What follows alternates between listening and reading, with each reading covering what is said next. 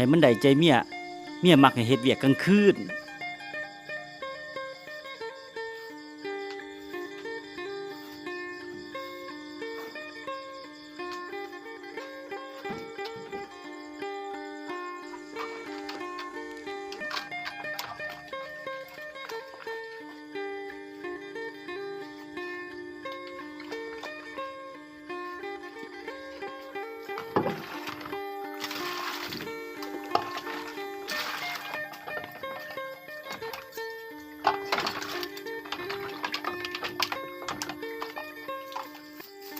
โอ้ย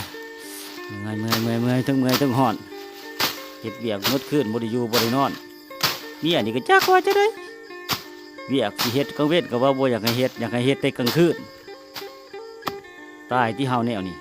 เฮ็ดเวียกอีสังจักกะเดียจักกะดอแต่คือบ่ไปนอนเจ้านี่ก็หลายเรื่องได้นี่สิไปนอนจะได้ก็เด้อเจ้าหันบอกให้ข่อยเฮ็ดเวียกกลางคืน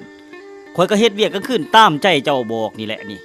โอ้ยถ้าพี่ป้าจิแม่นศาสตร์ข่อยได้พวงโง่เนาะเฮ้ยบ่เข้าใจอีสังจักดี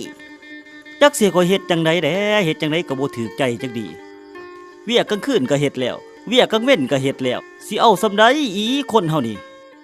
โอ้ยคันจักว่าเอาเมียมันเมื่อยแนวนี้นี่จ้างก็บ่เอาดอกยากซ่าอยู่เป็นโสดหาเข้าวัดเข้าว่าบวชดีกว่าแล้วด้า